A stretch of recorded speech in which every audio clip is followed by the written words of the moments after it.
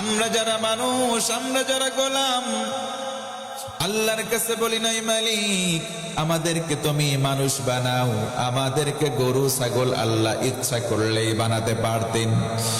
এক নম্বর নিয়ামত আমাদেরকে মানুষ বানালেন, তার মানে আমাদের জীবন দিলেন। ও মুসলমান, একটু জানতে চাই, বলেন তো দেখি, আমরা যখন মায়ের গর্ভে ছিলাম আমাদের কোনো নাম গন্ধ ছিল নাকি?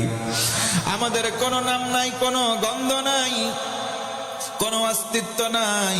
আল্লাহ বলেন হাল আতা আলাল ইনসানি হিনুম মিনাদ দাহর লাম ইয়াকুন শাইআম মাযকুরা। আল্লাহর কাছে বলি নাই আল্লাহ আমাদেরকে মুমিন বানাও। দুই নম্বর নিয়ামত দিলেন ঈমান নামক সম্পদ। ও মুসলমান ভাইরা, আল্লাহ যদি ইচ্ছা করতেন হিন্দু ঘরে আমাদের জন্ম দিতে পারতেন, খ্রিস্টান ঘরের মধ্যে জন্ম দিতে পারতেন, কিন্তু আল্লাহ মেহেরবান আমাদেরকে দয়া করলেন আর আমাদেরকে মুসলমানের ঘরে ঈমান নামক দামি সম্পদ দিয়ে জন্ম দিলেন। বলেন আলহামদুলিল্লাহ। তিন নম্বর নিয়ামত দরখাস্ত বাদে লাভ করলাম, সেটা হলো শেষ নবী মুহাম্মদ সাল্লাল্লাহু আলাইহি ওয়াসাল্লামের উম্মত হতে পেরেছি। অনেক নবী আলাইহিস সালাম পর্যন্ত আল্লাহর কাছে দোয়া করেছেন, আল্লাহ আমরা নবুয়ত চাই না, শেষ নবীর আমরা উম্মত হতে চাই। তাদের দোয়া দরখাস্ত কবুল করা হয় নাই, কিন্তু আমরা কোনদিন দরখাস্ত করি নাই। আমার আল্লাহ আমাদেরকে মহাব্বত করেছেন, ছাঁটাই করে বাছাই করে শেষ নবীর উম্মত বানিয়েছেন। বলি সুবহানাল্লাহ। এই যে তিনটা দামি নিয়ামত পেয়ে জোরে বলেন তো আমরা খুশি না বেজার? আমার বন্ধুগণ মনোযোগ বাড়ায় দেন। পাঁচটা মান, পাঁচটা মর্যাদা, পিতা মাতার মর্যাদা আমার আল্লাহ দান করেছেন। বলেন সুবহানাল্লাহ।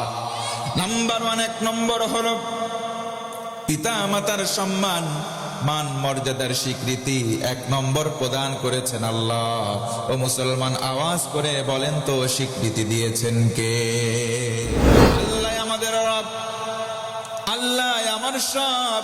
ও মুসলমান, আমরা যদি আল্লাহর গোলাম বলে নিজেদের পরিচয় দেই, দুই নম্বর আদেশ পিতা মাতার সঙ্গে সদ্ব্যবহার করাই লাগবে, কোনো সন্দেহ। তার মানে বোঝা গেল এক নম্বর মর্যাদা এটা আল্লাহর নির্দেশ।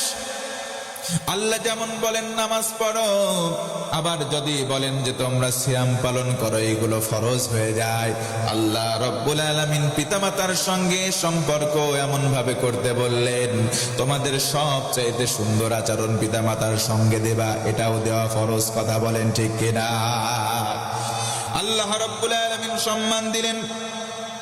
দুই নম্বর মায়ের মর্যাদা আমার আল্লাহ নবীজিকে মাধ্যম করে এক গুণ দুই গুণ নয়, সরাসরি 3 গুণ বাড়ায় দিলেন। জোরে বলুন সুবহানাল্লাহ। আল্লাহ রাব্বুল আলামিন বলেন হামালাতুহু উম্মুহু ওয়াহানান আলা ওয়াহান, গর্ভের মধ্যে ধারণ করে কষ্টের পরে কষ্ট যিনি স্বীকার করেছেন তিনি হলেন মা। কথা বলেন ঠিক কিনা? এই মা কষ্টের পরে কষ্ট স্বীকার করলেন, একটা সন্তানকে গর্ভে ধারণ করেন। ও মুসলমান, আমরা যারা পুরুষ জাতি আছি আমরা কিন্তু ওই কষ্ট দেখতে পারলেও অনুভব করতে পারি। আমরা শুধু দেখি যে একটা মা কত কষ্ট করে, ঠিক মতো খাইতে পারে না, খাবার সময় বসেছে খাবার নিয়ে, ওই সময় গর্ভের সন্তানটা লাথি দিয়ে দিল, মা খাইতে পারে না, ব্যথায় অক্লান্ত পরিশ্রম করে আবার চিত হয়ে শুয়ে পড়ে। কথা বলেন ঠিক কিনা? আল্লাহ রাব্বুল আলামিন পিতামাতার সম্মান দিলেন, মায়ের সম্মান দিলেন 3 গুণ। নবীজিকে প্রশ্ন করা হয়, নবীজি বলেন তো আমার হক পিতামাতার মধ্যে কার সঙ্গে? নবীজি বললেন তোমার মায়ের সঙ্গে।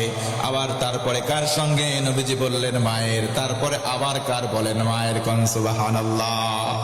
এরপরে কার? এরপরে তোমার বাবার। তার মানে বোঝা গেল ও মুসলমান, মায়ের সম্মান 3 গুণ যিনি দিয়েছেন তিনি কে?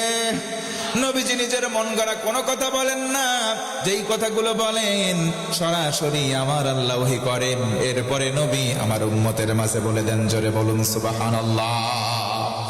আল্লাহ রাব্বুল আলামিন বলেন وما ينطق عن الهوى إن هو إلا وحي يوحى।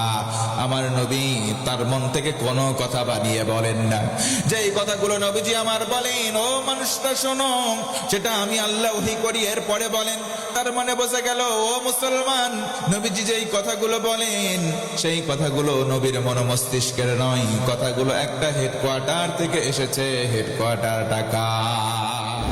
কেউ যদি বলে কোরআন পড়ব, কোরআন বুঝবো, কোরআন দিয়ে জীবন গঠন করব, তিনটা পুরস্কার, নাম্বার 1, 1 নম্বর আল্লাহ তাআলা সম্মান বাড়ায় দেবেন। সুবহানাল্লাহ। আজকের পৃথিবীতে সম্মান কিনতে পাওয়া যায় না। সম্মান কোনো ব্যক্তি নয়, কোনো দল, কোনো প্রতিষ্ঠান নয়, বরং সম্মান যিনি দেন, আওয়াজ করে বলেন তিনি কে? وَتُعِزُّ مَن تَشَاءُ وَتُذِلُّ مَن تَشَاءُ بِيَدِكَ الْخَيْرُ।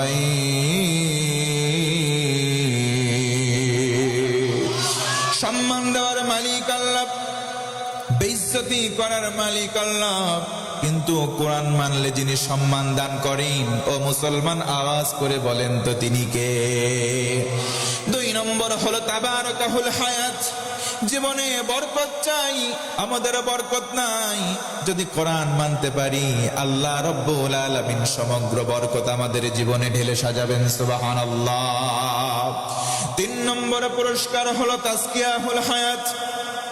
আমার আপনার জীবনে গোনাহ রয়েছে ছোটখাটো, কোরআন মানলে আমাদের ছোট গোনাহ, তার মানে গোনায়ে সগীরা যিনি মাফ করে দেবেন তিনি কে?